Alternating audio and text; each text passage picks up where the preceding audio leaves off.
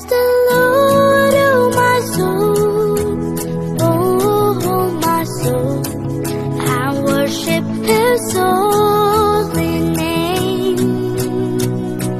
Sing like never before, oh my soul. दूसरा थिस्सलुनीकियों उसका 2 अध्याय और 3 पद के अंदर इस प्रकार लिखा हुआ है, किसी रीति से किसी के धोखे में ना आना, क्योंकि वह दिन ना आएगा जब तक धर्म का त्याग ना हो ले और वह पाप का पुरुष अर्थात विनाश का पुत्र प्रकट ना हो। तो मेरे प्रियो, यहां पर एक शब्द हमें मिलता है प्रभु यीशु मसीह की आमद से पहले जो होने वाली घटनाएं हैं, उन घटनाओं के बीच में एक शब्द है, धर्म का त्याग ना हो ले। बहुत बार जब हम इस शब्द को पढ़ते हैं तो हमें इस प्रकार लगता है शायद ये शब्द उन दिनों में होगा जब महाक्लेश होगा या कलीसिया के ऊपर एक सतावट होगी, अर्थात कलीसिया को दबाया जाएगा। जिस रीति से पहली सदी के अंदर कलीसिया के ऊपर सताव हो रहा था, प्रभु के दासों को जेलों में डाला जा रहा था, विश्वासियों को मारा जा रहा था, शायद ऐसी कोई घटनाएं होंगी और बहुत सारे लोग अपने विश्वास से हट जाएंगे और वह प्रभु के मार्ग से पीछे हो जाएंगे। लेकिन मैं आज आपको बताना चाहता हूं, इसका सही अर्थ इस प्रकार नहीं है। आज बहुत सारे सेवक इस निराशा के अंदर हैं जो परमेश्वर के कलाम को लोगों के बीच में बांट रहे हैं, परमेश्वर के वचन की मनादी कर रहे हैं। बहुत सारे सेवकों से जब हम बात करते हैं वह दुखी है कि आज क्यों लोग परमेश्वर के वचन के ऊपर मन नहीं लगा रहे, क्यों वे वचन को सीखना नहीं चाहते, क्यों दिन भर दिन परमेश्वर के वचन जो है वह लोगों के मन के अंदर घर नहीं कर पा रहे। मैं आपको बताना चाहता हूं, इस वचन के माध्यम से धर्म के त्याग का सही अर्थ है, ग्रीक शब्द जब हम पढ़ते हैं वहां पर अपोस्टोसिया करके शब्द हमें मिलता है, अपोस्टोसिया, जिसका मूल मतलब है बगावत या दल बदल। मूल शब्द से तात्पर्य है, इस शब्द का जब आरंभ किया गया था वह इसलिए किया गया था और प्राचीन ग्रीक के अंदर यह शब्द बगावत के लिए यूज किया जाता था या दल बदल के लिए। अब यहां पर समझने वाली जो बात है कि परमेश्वर के लोग किससे बगावत करेंगे? क्या सरकार से? आज तक प्रमाण है कि प्रभु के लोगों ने कभी भी सरकार के साथ बगावत नहीं की और ना ही दल बदली। दल बदली का मतलब क्या है? कहां पर दल बदलना है? ये जो मतलब है ये आत्मिक रीति एक है, आत्मिक मतलब है। दल बदलना या बगावत करने का अर्थ है परमेश्वर के राज्य के अंदर विद्रोह, जो आज इन दिनों के अंदर हम देख रहे हैं। परमेश्वर के राज्य के अंदर एक बगावत है, वो किसके द्वारा है? शैतान के द्वारा। लिखा है उस अधर्मी का आना शैतान के सब प्रकार की झूठे सामर्थ और कार्यों के द्वारा है। इन अंतिम दिनों में आप शैतान के कार्यों को बहुत तेजी से होते देखोगे। आश्चर्यकर्म, miracles, healing, prophecy in the mighty way, अद्भुत रीति से होते देखोगे। यही है बगावत, परमेश्वर के वचन के खिलाफ जाना। यही है विद्रोह या दल बदली, परमेश्वर के राज्य को छोड़ के शैतान के राज्य को पसंद करना। आज लोग सत्य से प्रीति नहीं कर रहे, आज लोग प्रभु यीशु मसीह को पसंद नहीं कर रहे, उन्हें संसार अथवा उसकी वस्तुएं पसंद है। प्रभु यीशु मसीह के क्रूस को उठाना वह पसंद नहीं कर रहे। इसे कहते हैं बगावत। मेरे प्रियो, मैं आज आपसे कहना चाहता हूं, क्यों आज एक व्यक्ति परमेश्वर के वचन की मुनादी नहीं कर रहा? क्योंकि वह शैतान के पक्ष में जा चुका है। अनॉइंटिंग लेने के लिए, फेम लेने के लिए सैकड़ों की तादाद में पास्टर आज कहां पर जा चुके हैं? दल बदल कर दूसरे दल में, शैतान के दल के अंदर, फेम पाने के लिए, पैसा पाने के लिए, शोहरत पाने के लिए, नाम कमाने के लिए, ये नाम कहां से निकला है? बाबुल से। उत्पत्ति की पुस्तक में जब हम पढ़ते हैं तो लिखा हुआ है, आओ हम अपना नाम करें। और प्रकाशित वाक्य के अंदर जाके हम पढ़ते हैं, जब लिखा है कि भेद भरा बाबुल गिर पड़ा, बाबुल गिर पड़ा।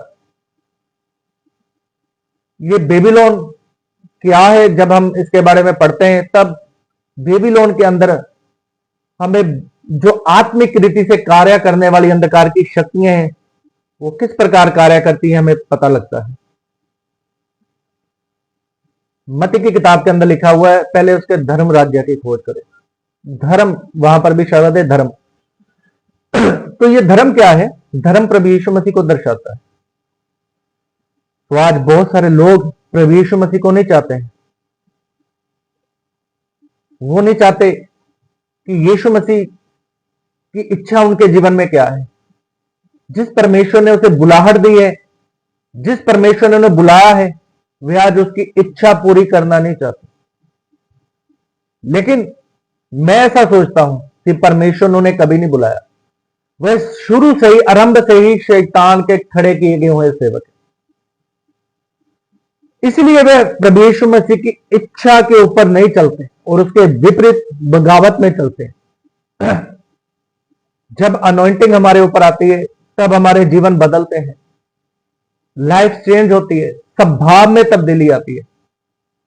परमेश्वर का वचन हमें इसीलिए दिया गया है कि हमारे स्वभाव में बदलाव आए। झगड़ालू स्वभाव में, झूठ बोलने वाले स्वभाव में, बगावत करने वाले स्वभाव में, ईर्ष्या करने वाले स्वभाव में, जलन करने वाले स्वभाव में, चुगली निंदा करने वाले स्वभाव में एक तब्दीली आए। लेकिन आज अनॉइंटिंग बहुत है लेकिन तब्दीली नहीं। ये इस बात का प्रमाण है कि यह अनॉइंटिंग परमेश्वर की ओर से नहीं। जो अनॉइंटिंग परमेश्वर की ओर से आती है वह हमारे अंदर बदलाव लेके आती है। इसका प्रमाण आपके सामने आप देख सकते हो। बड़ी बड़ी मिनिस्ट्रियों के अंदर, मैं इनके एंगेस्ट नहीं हूं, बहुत सारे सेवक प्रभु की ओर से भी हैं, लेकिन बाइबल कहती है आप उनके फलों से उनको पहचान सकते हो। अगर मिनिस्ट्री पे ऊपर किसी ने हमला कर दिया तो आप उन्हें क्षमा नहीं करना चाहते बल्कि उनके ऊपर कोर्ट केस करते हो। यदि पुलिस कोई कार्रवाई नहीं करती तो आप धरने प्रदर्शन करते हो। अगर कोई आपके मैन ऑफ गॉड के खिलाफ बोले तो आपके प्रेसिडेंट उनके ऊपर पर्चे दर्ज करवाते हैं, उनसे मारपीट करते हैं। तो बाइबल बड़े साफ तरीके से क्लियर हमें बताती है, that is not from the god, they all are from the शैतान। क्योंकि उनके अंदर जो कार्य हैं वो परमेश्वर के आत्मा के नहीं। एक व्यक्ति जो पवित्र आत्मा पाया हुआ सेवक है, एक व्यक्ति जो पवित्र आत्मा से भरा हुआ है, जब वह किसी गलत शिक्षा का उल्लंघन करता है तब दूसरी बड़ी मिनिस्ट्री का व्यक्ति, पवित्र आत्मा पाया हुआ व्यक्ति उससे मारपीट करता है और उसे कोर्ट केस करता है। तो कैसे पॉसिबल है कि ये पवित्र आत्मा के काम? यही तो है धर्म का त्याग। इसी तो कहते हैं बगावत, परमेश्वर के विपरीत चलना, परमेश्वर के अगेंस्ट चलना। हम बड़े खतरनाक समय के अंदर चल रहे हैं। आज ऐसा समय आ चुका है, हर एक विश्वासी सेवक को सिखा रहा है। चर्चेस के अंदर विश्वासी सेवक को सिखा रहे हैं कि हे सेवक, तुझे नहीं पता सेवा कैसे करनी है, तो इस प्रकार कर। देख, प्रेरितों की पुस्तक के अंदर लिखा हुआ है, उन्होंने सब कुछ अपना त्याग दिया, तू भी जाके त्याग पहले, फिर तो अच्छा सच्चा सेवक है। वे अपने ऊपर काम करने की बजाय आज सेवकों के ऊपर काम कर रहे। विश्वासी अपना स्वभाव बदलने की बजाय आज सेवकों के जीवन को बदलना चाहते हैं। वे उनको सिखा रहे कि सेवक को सेवकाई कैसे करनी है। आप मेरी बात समझ पा रहे हो किस खतरनाक स्थिति के अंदर हैं हम? यही तो है धर्म का त्याग। यदि धर्म का त्याग ना होता तो वह अधीनता में चलते। धार्मिक व्यक्ति अधीनता में चलता है, धार्मिक व्यक्ति ओबीडियंस के अंदर चलता है। जब धर्म के त्याग की हम डेफिनेशन पढ़ते हैं तो वहां पर आता है अनओबीडियंस। ये इसका प्रमाण है और ये इसकी निशानी है। जिस चर्च के अंदर, जिस विश्वासी के अंदर ये लालसा है कि मैं पादरियों को सिखाऊं, तो आपके अंदर अनओबीडियंस है, धर्म के त्याग का आत्मा आपके अंदर कार्य कर रहा है। फेसबुक के अंदर आप देखिए, किसी पास्टर ने कोई पोस्ट डाली है, उसने किस मतलब से डाली है, किसी की शिक्षाओं का गलत खंडन करते हुए, लेकिन दूसरा व्यक्ति जो विश्वासी उसे देखता है, ना तो उसे जानता है ना ही उसे पहचानता है, लेकिन फिर भी वह क्या करना चाहता है, उसको सिखाना चाहता है कि आप अपना काम करें, दोष ना लगाएं, आप अपनी सेवा के ऊपर देखें। वे अपनी सेवा ही तो कर रहे हैं, ये उसी को तो सेवा है। पौलुस कहता है तीमुथियुस को, जैसे मैंने तुम्हें आज्ञा दी थी मकदूनिया में रहते हुए ऐसे लोगों को समझा कि और प्रकार की शिक्षा ना दे। तीतुस को पौलुस कहता है ऐसे लोगों का मुंह बंद करना सीखें। पौलुस ने भी ऐसे लोगों के विषय में अवेयर किया हमें, फॉल्स प्रॉफिट्स के विषय में। हर एक अपोस्टल ने झूठी शिक्षाओं का खंडन किया, तो हमें भी झूठी शिक्षाओं का खंडन करना है। यदि कोई व्यक्ति किसी पास्टर का नाम लेता है तो आज बहुत सारे लोगों को आपत्ति हो जाती है, क्योंकि ये लोग बाइबल पढ़ने वाले नहीं है, ये एक फैन है, प्रशंसक है, जैसे सलमान खान, अमिताभ बच्चन, शाहरुख खान, इनके प्रशंसक हैं। जैसे राजनेताओं के प्रशंसक आपस में झगड़ा करते, ठीक इसी प्रकार आज का विश्वासी वे अपने प्रियजन के लिए झगड़ा करता है। प्रभु यीशु मसीह क्या कहते हैं उनके लिए कोई मायने नहीं। प्रभु यीशु मसीह कौन है वो कोई मायने नहीं है।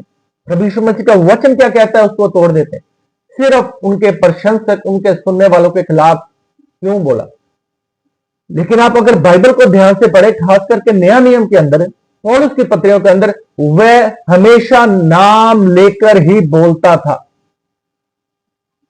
हर पत्रियों के आप आखिरी पन्नों के ऊपर देखें, वह नाम लेकर बोलता है, ये ठीक नहीं है, ये व्यक्ति ठीक नहीं है, ये व्यक्ति ठीक नहीं। नाम लेकर बोलना बाइबल के अनुसार है, नाम लेकर बोलना बाइबल से बाहर नहीं है। लेकिन ऐसे विश्वासियों को आपत्ति है, क्योंकि धर्म के त्याग का आत्मा इनके अंदर कार्य करता है, अनओबीडियंस का। यही तो है धर्म का त्याग। आज का विश्वासी एक पास्टर को सिखा रहा है,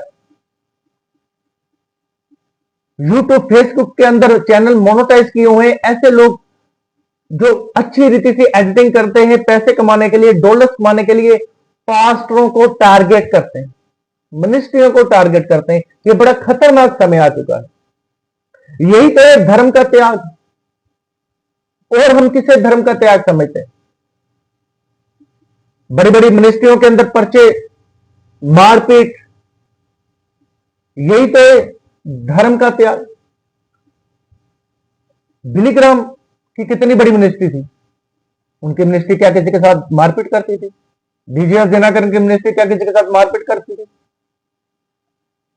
कैथरीन कोलकर की मिनिस्ट्री क्या किसी के साथ मारपीट करती थी? लेकिन आज ये कैसा अभिषेक आ चुका है जो किसी को माफ नहीं करना चाहता। पवित्र आत्मा का पहले फल है प्रेम, और बाइबल कहती है प्रेम तो बुरा नहीं मानता।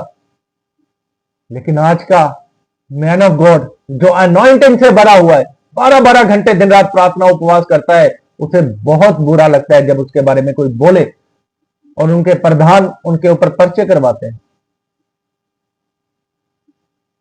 ये कैसा अभिषेक प्राप्त है?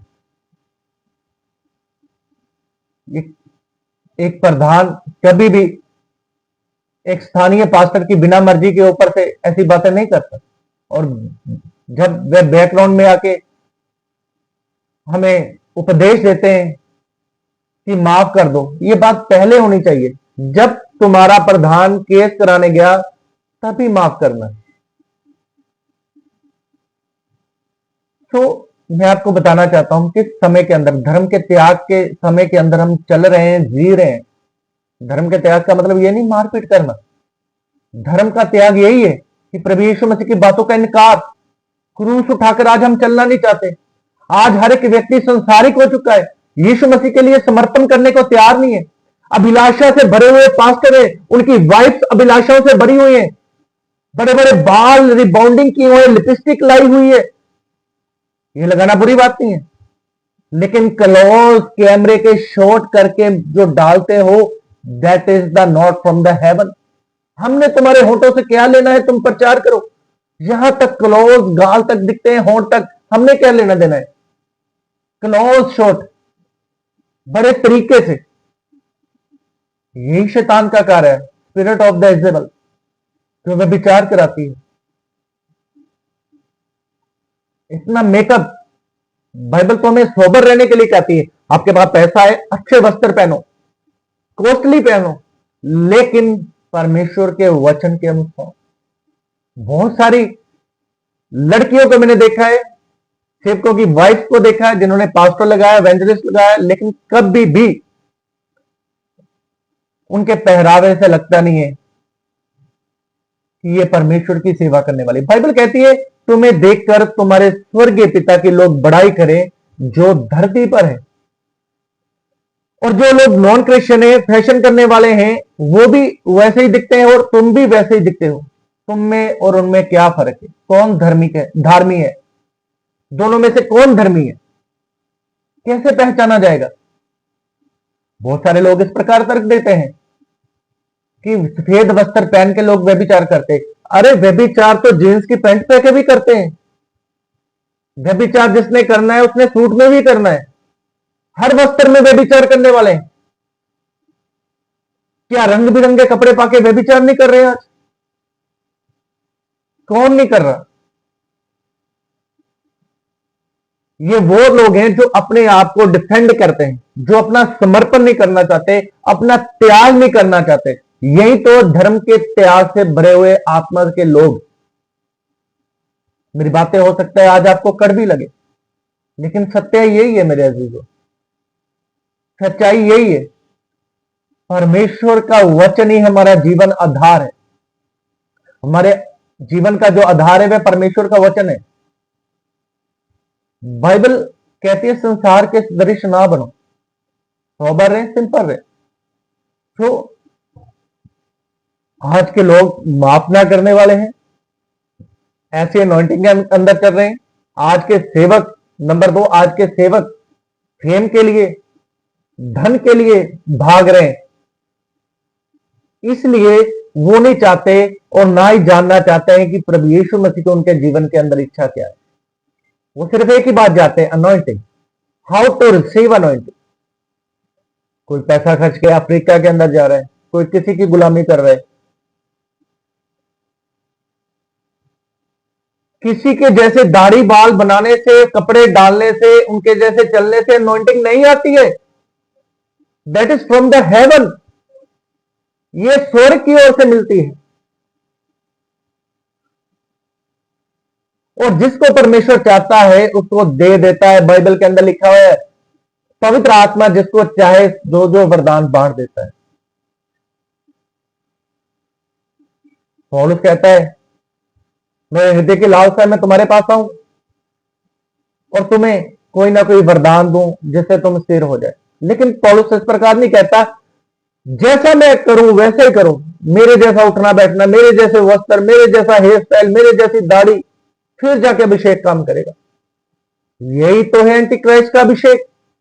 जब परमेश्वर का अभिषेक आता है वह तुम्हें मैन ऑफ गॉड जैसा नहीं बल्कि मैन ऑफ गॉड को बनाने वाले जैसा करता है, अर्थात प्रभु यीशु मसीह जैसा। जब सही अभिषेक आता है वह तुम्हें यीशु मसीह की सूरत में ढालता है।